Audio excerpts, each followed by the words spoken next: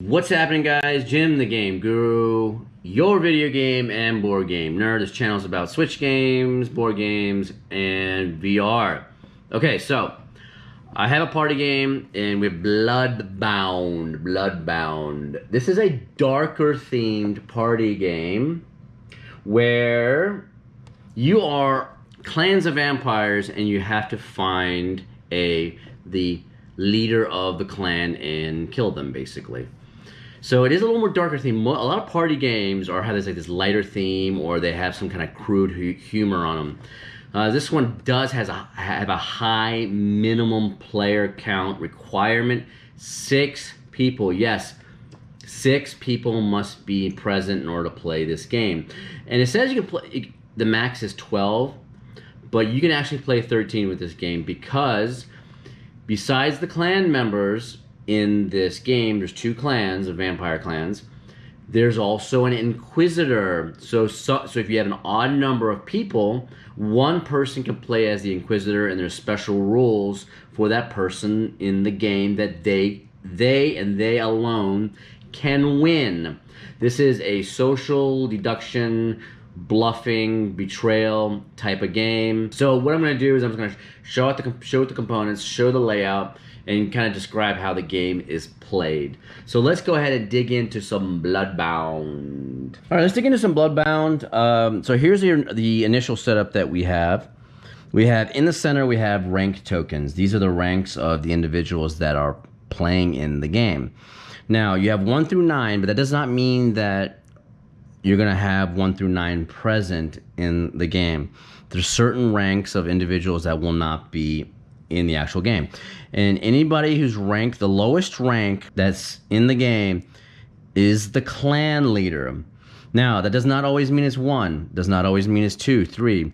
I mean, you could have games that a person ranked 6 is the clan leader because everyone else is higher. So it all depends on how the cards are shuffled and dealt when it comes to the actual individuals in the game. So these cards right here you see above the rank identifiers are their ability cards. So like this one is Quill. This says the player from your clan with the highest number is now your clan's leader. So that's kind of cool. It's kind of interesting. This game has a lot of quirks in it where you go one direction and something can happen and then it flips it on you. Then you have the sword here for rank 6. You are protecting any player who has a purple shield. When you suffer your 3rd wound, return this card to the supply. So that is part of the guardian, and I'll go over each one of the ranks. Here's the mage. When you take an affiliation token, you must take an unknown affiliation token. And then the fan right here is when a player attacks you, other players cannot intervene. Now, what is it? So in this game, you attack people, okay? So here is, I'm going to show you some of the other cards over here too. But in this game, this is the active player token. Look how big it is. It cracks me up. It's like a shank, man. It's all like this cardboard shank in the game. Yeah, so this is the active player token. And what you do in this game is there's 2 things you can do. You can either attack somebody or you can pass. In which case, then you give the dagger to somebody else and then they become the active player and they can either attack or pass. You have characters in this game. So I'll just show you some of the cards. So these are the characters with different ranks, all the way up to 9. So here's an elder. I mean, I like the artwork in this game. It's not the best, but it's way better than what it was before. Because I've seen earlier pictures of this game, and they had actually people, it looked like people dressed up as cosplay on the cards. It was so bad. Okay, so the top part, so let's go over the anatomy of the cards here. So here is your affiliation for what clan you are. So this person is a Gargoyle clan right here. And then here are identification tokens, the rank, and 2 Gargoyle clan symbols as your identification. These also serve as wounds. So whenever you take a wound in this game from somebody attacking you, you have to reveal one of these top 3. The minute you take the 4th wound, you're dead and somebody captures you. And that's how the game ends. This person has 2 unknowns. So they are an assassin, two unknowns, Rank 4, 2 unknowns. So there are a bunch of them that have unknowns. There's a bunch of them that actually have the symbol of their clan. So that's how you find out who people are. When you attack them and you actually deal wounds on people and they reveal things, you'll actually be able to tell what rank are they, and then eventually tell what kind of person they are in the actual clan. This person here is the Inquisitor. So if you play with the Inquisitor, you're not going to have a rank. You're going to have this kind of this interesting symbol. I can't remember what it's called. But if you play with the Inquisitor, this would be in the center. But I don't have it set up here for the Inquisitor, so I'm not going to show you guys that. Let's take a look at some of the other cards. We have a shield card. So anybody that the Guardian defends will get a shield card. The staff, we got some more staff. And then we have some more fans. And then we have these curse cards. So whenever you're playing with the Inquisitor, you have a true curse right here, and then you have a false curse.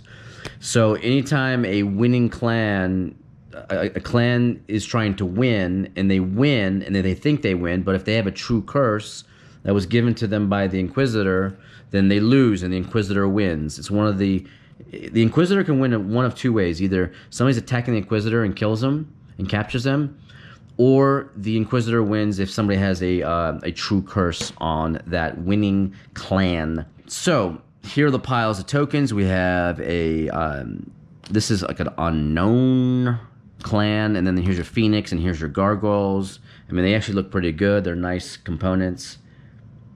Yep, pretty standard. And then you have like a cheat sheet here for the different roles. So you have Elder up here. You have Elder, Assassin, Harlequin, Alchemist, Mentalist, Guardian, Berserker, Mage, Courtesan, Inquisitor, Inquisitor, and then there's just some additional notes down here that you can look. And then every single rank, right, will have certain tokens, and it shows you what the tokens are. So as people are revealing tokens in the game, you can use this list to rule out who certain people are not. So if somebody puts down an unknown, for example, when they get a wound, then you can rule out some of the ones that don't have unknowns on here. So you can, okay, so it's not an Elder, not a Mentalist, and not a Guardian, that person. And that's what you do. You try to figure out who has the lowest rank and who is the clan leader for that clan. So each person, I'm just gonna dish out some cards here. So we'll do one here, we'll do here, we'll do. So I'll do a quick like 3 on each side or something, and then we'll do one here, and one here. Okay, something like that. Okay, so that's done. So we got 6 people here. So we're gonna put a card here, Everything's face down, right? So no one knows who is what. No one knows what. So when you start off the game, the first thing you do is obviously you take a look at your character to see who you are. And then what happens is you have to show the person to your left what affiliation you are. And the way you do it is you put this card over, and you see how it hides everything but the affiliation, and you show the person to your left, this is what affiliation I am. And then you bring this back, you hide your character, you put them down, and then you can use this cheat sheet for the rest of the game. And everybody does that. So we have all these people out here, right? I know it's kind of hard because I have it zoomed in on this. And then what you do really easily is you say, hey, I'm going to attack you over there, so I'm attacking you. Then they would put out a token. They would grab it. So this person is an Elder, right? And an Elder is 2 Gargoyles plus the rank. Now the rank you're not going to want to disclose right away.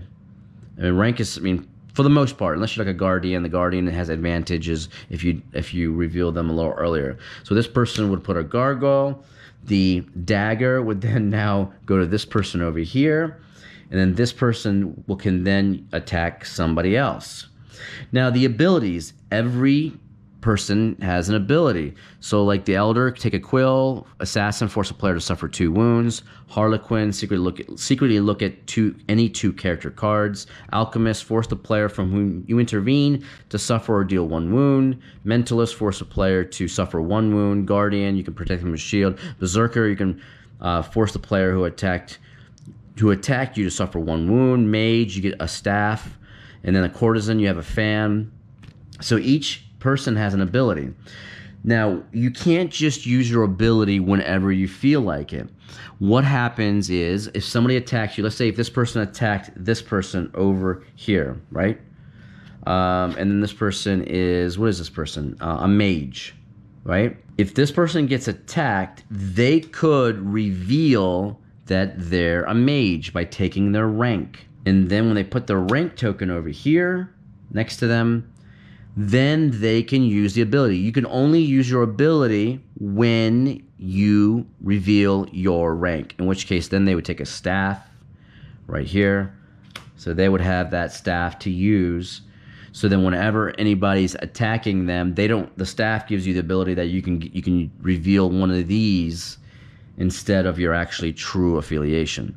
You have to reveal your true affiliation unless you have an ability that allows you not to do that when you're taking your wounds. There's also a thing called intervening. So now this person over here has the dagger now. They can go back and attack this person again if they wanted to. But then this person over here can be like, what? Are they a gargoyle? They're blue? Yeah. Let me see if I can find another gargoyle. Are they all over here? Okay, so we'll do this person over here. This person over here can say, hey, yo, I can block for you if you want. I can intervene for you. And then this person over here can say, it can either allow it or not allow it. And if they allow it, they're like, okay, so this mage is attacking them over here, but this person over here intervenes. Now this person takes the wound. And then this person here, they are, what, a mentalist? No, they're an alchemist. They are an alchemist. They have these 2 unknowns here. So what they do is they grab an unknown and they put it next to them. See, no one knows who they are. But you can look at your cheat sheet and say, hey, there's only 6 people that have unknown as part of their identity card, right? And the mage is over here. We already know the mage is over here. So we know it's a mage here, and then there's a gargoyle member over here. But we don't know who this person is over here still. Now, this person that intervened can now go ahead and attack somebody else. Or they could pass the knife to somebody else, whoever they want. And that's how simple the game is. But the game has these little quirks and stuff that allow you to protect people, allow you to disguise, who you are by using special powers. Having special powers that don't allow people to intervene, and then having special powers to defend for other people, like the Guardians. So you have to figure out how to get around all these different things to figure out who the clan leader is. Now let's take a look at the cards here and see who the clan leader is of each one. So if I look at the Phoenix, so this is obviously the clan leader for the Gargoyles because it's 1, and there's nobody else that has 1 for their rank. So for Phoenix, what do we have? So here, Phoenix, the clan leader, is a 4, is the alchemist. So this is a perfect example that you don't always have to have 1, 2, or 3 or whatever out on the field to have a clan leader. So that's what makes it hard, because you can't just attack somebody nonstop thinking they're a 1, or keep attacking different people thinking I'm going to find a 1 or I'm going to find a 2. Because sometimes you might not. Sometimes the clan leader could be a 4, it could be a 5, it could be a 6. And that's what makes it interesting, is trying to find out who the actual clan leader is. So eventually what happens is if you end up revealing 4 wounds. So like this person right here, the Elder, let's say if he gave up 2 more plus he took a 1, which would give him the quill. And the quill is nasty because if he used the quill ability card, he can make the highest numbered person in his clan the leader. So now it goes from 1 to then the highest, and then you got to find the highest, which is actually pretty awesome. But so if this person had 3 wounds on them already, and then they took another one, somebody attacked them again and took the 4th, and they captured them, then the Phoenix Clan would win if they captured this person.